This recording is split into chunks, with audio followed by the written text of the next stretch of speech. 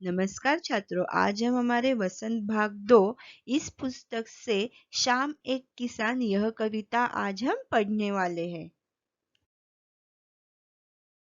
हमारे प्रस्तुत कविता का नाम है शाम एक किसान और यह कविता सर्वेश्वर दयाल सक्सेना जी जो है इनके द्वारा लिखित है और उसी प्रकार से आप उनका फोटो या उनका चित्र देख पा रहे होंगे कि इनके द्वारा ही हमारी शाम एक किसान यह कविता लिखी गई है।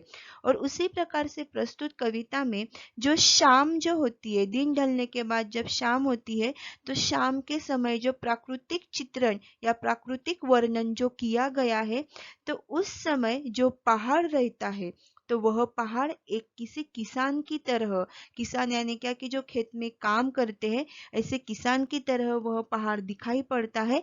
और उसी का वर्णन हमें इस कविता में बताया गया है या दिखाया गया है कि शाम एक किसान, और वही हम क्या करने वाले हैं, पढ़ने वाले हैं।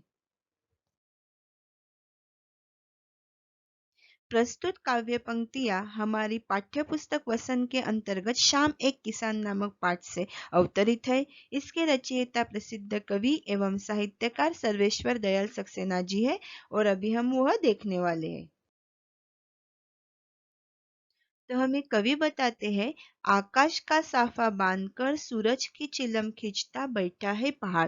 यानी प्रस्तुत जो कविता है या जो पंक्तियां है, तो इसमें कहा गया है कि जो पहाड़ है, तो जब जाड़े के दिन रहते, ठंड के दिन रहते, तो उस समय क्या होता है कि दिन ढलने के बाद एक प्रकार से सारा वातावरण शांत हो जाता है। और उसी समय जो पहाड़ है, तो पहाड़ इस प्रकार से प्रतीत हो रहा है आकाश का साफा बांधकर। यानी जो पहाड़ है उसने क्या किया है कि आकाश यानी क्या कि आसमान, आसमान का उस पहाड़ ने क्या किया है कि साफा बांधा है। यानी एक प्रकार से अपने सिर पर क्या की है, पगड़ी जैसे बांधा हुआ है। पहाड़ ने आकाश का ऐसे एक प्रकार से दिखाई पड़ता है।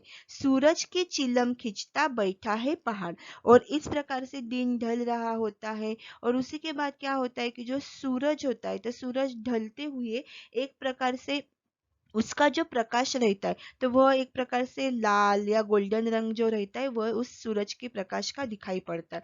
और उसी प्रकार से ऐसे एक प्रकार से प्रतीत होता है या दिखाई पड़ता है कि जो पहाड़ है वह सूरज की चिलम खींचता बैठा है। यानी एक प्रकार से आप चित्र में देख पा रहे होंगे कि किस प्रकार से वह व्यक्ति यह चिलम जो रहता है वह खींच रहा है।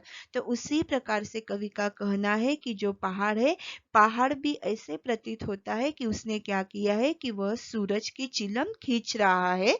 इस प्रकार से वह पहाड़ एक प्रकार से दिखाई पड़ता है। आगे कवि कहते हैं, घुटनों पर पड़ी है नदी चादर सी, पास सी दहक रही है पलाश के जंगल की अंगीठी, अंधकार दूर पूर्व में सिमटा बैठा है भेड़ों के गल्ले सा। और उसी प्रकार से आगे कवि हमें बता रहा है, घुटनों पर पड़ी है नदी चादर सी।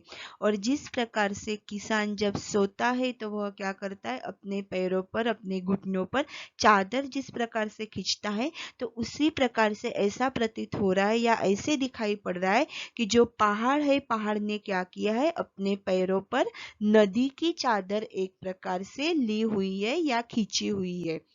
पास ही दहक रही है पलाश के जंगल की अंगीठी। और इसी प्रकार से पास में ही दहकना, दहकना यानी क्या कि एक प्रकार से जलना। तो ऐसे लग रहा है पहाड़ के पास ही एक प्रकार से जल रही है पलाश के जंगल की अंगीठी। पलाश यानी क्या कि आप यह चित्र में देख पा रहे होंगे, लाल रंग के जो फूल रहते हैं वो पलाश के फूल है। तो इसी प्रकार से कवि ने कहा है कि पास में ही एक प्रकार से दहक रही है, यानी पास में ही ऐसे लग रहा है कि जल रही है पलाश के जंगल की अंगीठी। यानी एक प्रकार से पलाश के जो फूल है, उन पलाश के फूलों का जो एक प्रकार से जंगल है या पलाश के फूल जो है वह खिले हुए हैं। और वह जो पलाश के फूलों का जंगल है, तो वह जंगल इस प्रकार से लग रहा है, अंगीठी यानी क्या कि आग, कि एक आग की तरह वह पलाश के फूलों का जो जंगल है वह लग रहा है। यानी जो पहाड़ है, उस पहाड़ ने क्या किया है, नदी की चादर अपने पैरों पर खींची हुई है, और वहीं पर पास में जो पलाश के फूल है, तो वह पलाश के फूल एक प्रकार से दहक रहे हैं यानी जल रहे, क्योंकि सारे जो लाल फूल है वह खिल गए हैं, और इस वजह से ऐसा लग रहा है कि पलाश के फूलों के जो जंगल है, तो वहां पर एक प्रकार से आग जो है वह आग लगी हुई है, लाल रंग की जो रहती है वह, क्योंकि उनके फूल जो होते हैं वह लाल रंग के होते हैं। अंधकार दूर पूर्व में सिमटा बैठा है भेड़ों के गल्ले सा। और उसी के बाद आगे कवि कह रहे हैं, अंधकार दूर पूर्व में, यानी जो अंधकार है, जब सूरज ढलता जा रहा है, तो उस समय क्या हो रहा है कि पूर्व दिशा में जो अंधकार है वह क्षितिज में एक प्रकार से फैले जा रहा है, और उसी समय सिमटा बैठा है भेड़ों के गल्ले सा। और वह अंधकार इस प्रकार से दिखाई पड़ता है, सिमटा यानी क्या कि एक प्रकार से छिपकर, जैसे कि जो भेड़ों के जो गल्ले रहते हैं, भेड़ यानी क्या कि शिप, और गल्ला यानी क्या कि समूह, ग्रुप, तो एक प्रकार से वह अंधकार है वह पूर्व दिशा में एक प्रकार से फैलता हुआ जा रहा है, और वह इस प्रकार से दिखाई पड़ रहा है कि जो भेड़ होते, उन भेड़ों का जो समूह होता है, वह समूह एक प्रकार से छिपकर बैठा है। ऐसा पूर्व दिशा में अंधकार छा रहा है, या अंधकार उस प्रकार से दिखाई पड़ता है या प्रतीत होता है, जो पहाड़ है उस पहाड़ के बाजू में। और आगे कवि कह रहे, अचानक बोला मोर, जैसे किसी ने आवाज दी सुनते हो। यानी एक प्रकार से कवि हमें कहना चाहते हैं कि जो जाड़े की शाम का जो मौसम होता है वह एकदम शांत होता है, लेकिन अचानक से कहीं से तो क्या होता है कि मोर की आवाज आती है। ऐसा लगता है जैसे किसी ने आवाज दी हो कि सुनते हो। यानी अचानक जो मोर होता है वह बोलता है उस शांत वातावरण में, और वैसे उसने आवाज दी है, तो ऐसे प्रतीत होता है कि वह कहना चाहते हो, सुनते हो मैं जो बता रहा हूँ वह।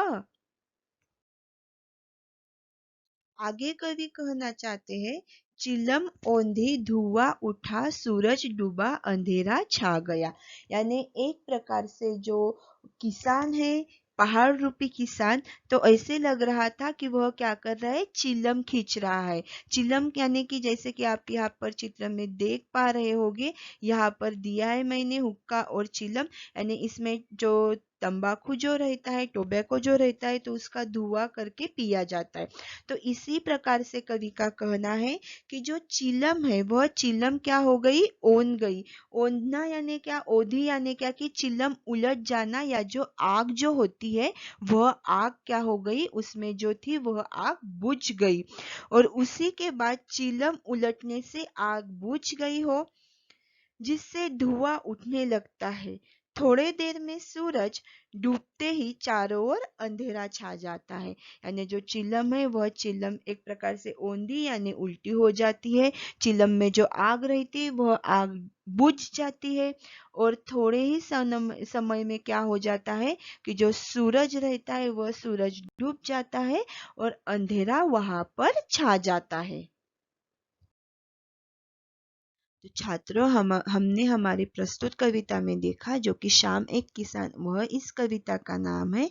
और इस कविता में कवि ने हमें जो एक किसान रहता है, उस किसान का वर्णन एक जो पहाड़ रहता है उस पहाड़ के द्वारा हमें करके दिखाया है, कि किस प्रकार से जो ठंड के दिन रहते उस समय, दिन ढलते समय जो पहाड़ रहता है वो किसी किसान के भांति या किसान की तरह दिखाई पड़ता है। किसान की तरह ही उसने क्या किया है, साफा बांधा हुआ है, उसके पैरों पर जो नदी रूपी उसने एक प्रकार से चादर खींची हुई है।